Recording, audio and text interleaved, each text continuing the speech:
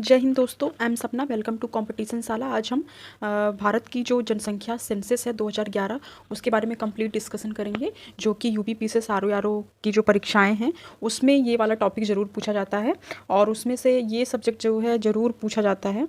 और इसमें से लगभग 2-4 क्वेश्चंस तो बनते ही बनते हैं, कभी कभी 8-10 क्वेश्चन भी देखने को मिले। तो आइए डिस्कस करते हैं। बहुत ही इंपॉर्टेंट क्वेश्चंस की एक प्रश्नों की एक श्रृंखला है। आइए देखते हैं। जनगणना 2011 के अनुसार देश में सबसे अधिक अनुसूचित जनजाति जो है भील है। तो सबसे ज़्यादा जो एसटी कम्युनिटी है, सबसे ज़्यादा कौन सी जनजाति है पूरे भारत की बात की जाए तो भील जो है सबसे अधिक मात्रा में भील है।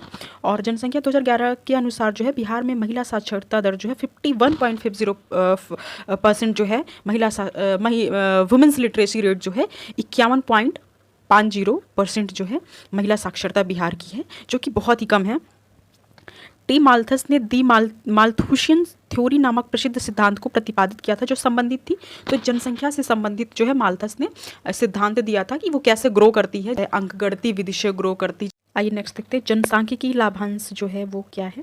जनसांख्यिकी लाभांश में मतलब कि जो किस वर्ष की जो उम्र अवस्था है, जो कार्यशील जनसंख्या कितनी है, तो 15 से 59 वर्ष की जो कार्यशील जनसंख्या है उसको जो है डेमोग्राफिक डिविडेंड बोलते हैं। मतलब कि जो 15 से 59, आज आपको ये सारी जो है 15 से 59 वर्ष की जो अवस्था होती है ये मतलब एक्टिव होते हैं लोग, जो इस उम्र के लोग हैं उनकी प्रोडक्टिविटी ज़्यादा होती है। वो किसी न किसी मतलब एक वर्क फोर्स जो है होती है कि वो किसी न किसी काम में प्रोडक्टिविटी उनकी होती है, पैसे कमाते हैं, पैसे अर्न करते हैं, काम में लगा होता है। वर्क फोर्स पॉपुलेशन उनको बोली जाती है।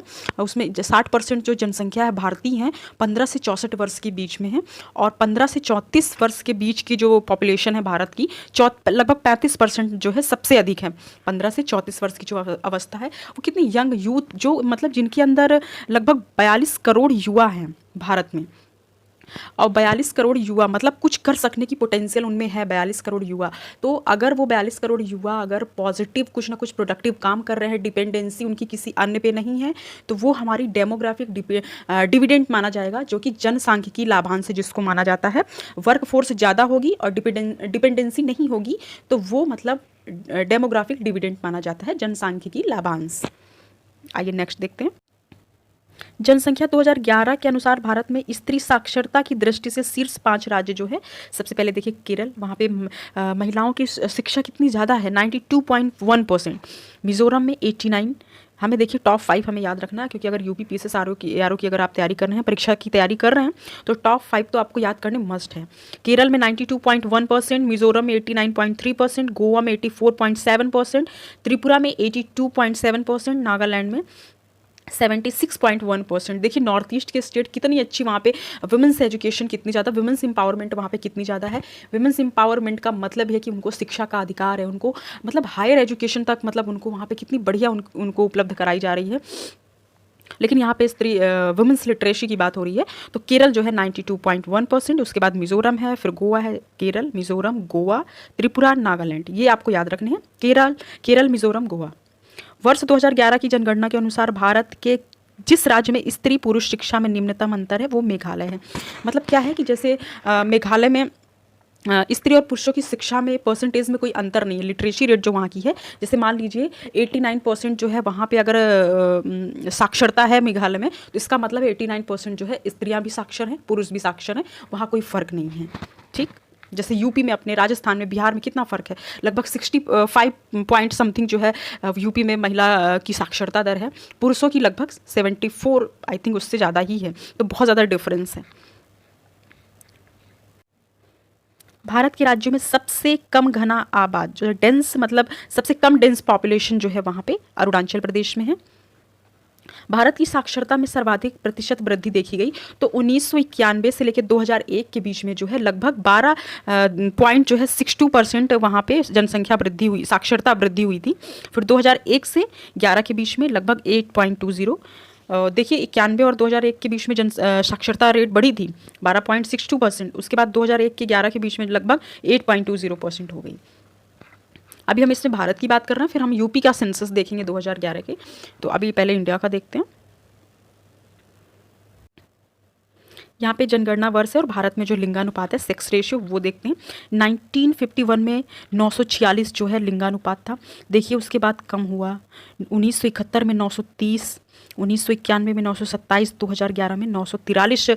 भारत की जो है जो चाइल्ड सेक्स रेशियो जो है, सेक्स रेशियो कितना है, पहले 1951 में 946 बढ़िया था, 71 में कम हुआ, 930 हुआ, 91 में 927 हुआ, 2011 में अब हम 943 पे आ गए हैं। बहुत इंपॉर्टेंट है, ये क्वेश्चंस रिपीट होते रहते हैं, इसलिए इसको अच्छे से कहीं अपने नोट्स बना लीजिए, उसमें मतलब रिवीजन के लिए उसको नोट डाउन कर लीजिए।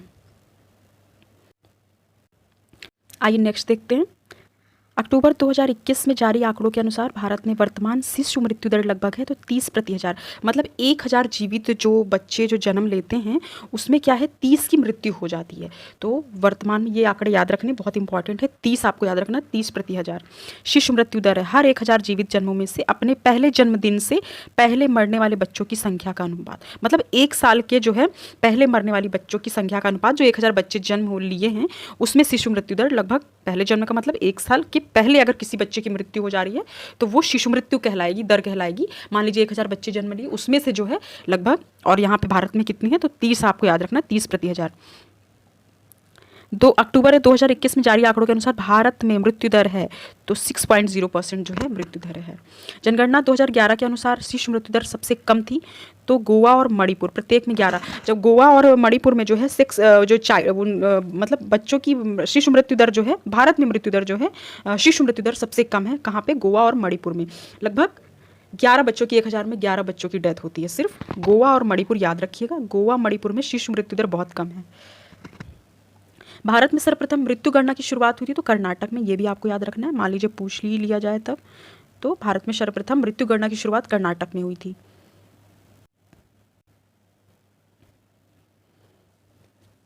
भारत के नगरीय क्षेत्रों में न्यूनतम शिशु मृत्यु दर पाई जाती है तो केरल में। भारत के बीमारू राज्यों में सबसे घना आबाद राज्य बिहार, जिसमें कि बिहार, यूपी, उड़ीसा ये सारे क्षेत्र आते हैं, मध्य प्रदेश।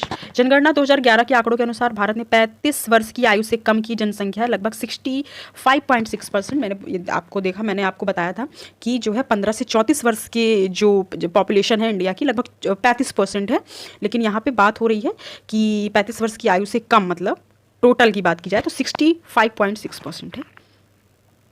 जनगणना 2011 के आंकड़ों के अनुसार भारत की जनसंख्या में स्त्रियों का प्रतिशत है तो 48.53%। जनसंख्या 2011 के आंकड़ों के अनुसार भारत की जनसंख्या में स्त्रियों का परसेंटेज 48, ध्यान रखिएगा 48.53% जो है, ये क्वेश्चन पूछा भी गया है,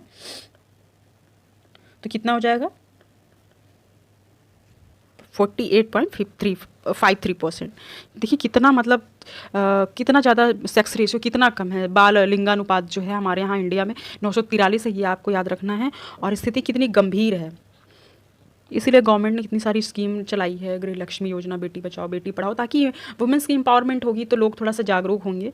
और हमें सबसे पहले अपनी ही सोच बदलनी होगी, सरकार तो बाद में एक्ट करेगी, पहले तो हमें खुद पे बिहेवियर चेंज अपना खुद करना होगा। आइए नेक्स्ट देखते हैं। जनसंख्या के पिरामिड में आश्रित आबादी के रूप में जाना जाता है, मतलब डिपेंडेंट जो आबादी है वो कितनी उम्र की अवस्था, जैसे मतलब जीरो क्या 14 वर्ष की जो आयु समूह है और 65 से अधिक वाले, 65 से अधिक और 14 से कम वर्ष वाले जो है वो डिपेंडेंट होते हैं। जैसे 14 वर्ष से कम उम्र का बच्चा होगा तो अपने मम्मी पापा फैमिली पे डिपेंडेंट होता है। फिर उसके बाद जो 65 वर्ष, क्योंकि एक होता है ना कि 65 वर्ष तक जो है वो इंसान जो है वो अपना काम करता है, रिटायरमेंट हो जाती है उसकी, फिर 65 वर्ष तक तो वो इतना एक्टिव नहीं होता है, तो वो किसी ना किसी पे अपने फैमिली पे डिपेंडेंट हो जाता है, इस वजह से वो आश्रित आबादी के रूप में जाना जाता है। तो ये एक डेटा बहुत इंपॉर्टेंट है, 14 वर्ष से कम आयु के और उधर 65 से अधिक आयु के आश्रित समूह, मान लीजिए 59 साल दे देगा, 60 साल दे देगा, तो वहाँ पे आपको 59 और 60 में नहीं करना है, 65 प्लस वाले और इधर 14 बिलो वाले, वो आयु जो समूह है वो जो है डिपेंडेंट में आते हैं, तो आश्रित आबादी के रूप में जाने जाते हैं। जनसंख्या 2011 के आंकड़ों के अनुसार भारत में सर्वाधिक लिंगानुपात वाला जो जिला है, मतलब डिस्ट्रिक्ट माहे पुंडुचेरी में 1184, वहाँ का लिंगानुपात कितना बेस्ट है, मुझे लगता है पूरे यूटी पूरे इंडिया में अगर देखा जाए तो ये पांडिचेरी हमारा सबसे बेस्ट है, वहाँ पे 1184 जो है लिंगानुपात है। आइए नेक्स्ट देखते हैं। 2011 की जनगणना के अनुसार उत्तराखंड की जो है साक्षरता दर तो 78.8% जो है वहाँ की उत्तराखंड की, लगभग ये भारत की साक्षरता दर से भी अधिक है। भारत की साक्षरता दर 74 पॉइंट समथिंग है। आइए नेक्स्ट देखते हैं। भारत विश्व का सबसे युवा देश है, अभी जो रिपोर्ट आई थी। वर्ष 2020 में भारतीयों की औसत उम्र होगी, मतलब ये पहले का ही है, लेकिन अभी जो पहले का क्या 2011 में सेंसस आया, उसके बाद तो आया नहीं, 2021 में आना था, लेकिन कोरोना की कोविड की वजह से वो पेंडिंग में है। तो 29 वर्ष मतलब कि विश्व का सबसे युवा देश है, तो भारतीयों की औसत उम्र जो है 29 होगी। तो 29 वर्ष मतलब जो युवा वर्ग है, लगभग अभी उसकी 20-22 साल बाद जो है फिर वो जो क्या कहते हैं पॉपुलेशन जो युवा है वो धीरे धीरे अब फिर वो युवा जो अभी एक्टिव वाली है, जो डेमोग्राफिक डिविडेंड वाली जो जनसंख्या है वो धीरे धीरे तो बूढ़ी भी होगी ना। इस वजह से अभी जो 20 साल 15-20 साल जो हमारे भारत का जो भविष्य है हमारे युवाओं पे ही टिका हुआ है। अगर वो एक्टिव होगी, प्रोडक्टिविटी उनकी होगी, वो किसी ना किसी काम में लगे होंगे, तो हमारा जो भारत है बहुत ही आगे जा सकता है। इसलिए सारी चीज़ें डिपेंडेंट जो हम लोग जो सारी चीज़ें निर्भर करती हैं तो वो युवाओं पे ही निर्भर करती हैं। तो जो है 29 वर्ष ये आपको याद रखना बहुत इंपॉर्टेंट है। जनगणना 2011 के अनुसार भारत में 14 वर्ष से कम आयु की जो सकल आबादी है वो लगभग 29% है। तो 14 वर्ष से कम आयु के लोग कितने हैं, तो 29 वर्ष ये आपको याद रखना है। जनसंख्या 2011 की जनगणना के अनुसार मुस्लिम आबादी सर्वाधिक है, तो उत्तर प्रदेश में सबसे ज़्यादा मुस्लिम आबादी है। तो दोस्तों अगर ये मेरा वीडियो आप लोग को पसंद आता है तो प्लीज़ लाइक एंड सपोर्ट करिए। Thank you for watching. मिलेंगे फिर अगले नेक्स्ट वीडियो में आर और पीसेस के रिगार्डिंग जितने भी टॉपिक्स हैं उनके साथ। आइए फिर मिलते हैं फिर। Thank you for watching.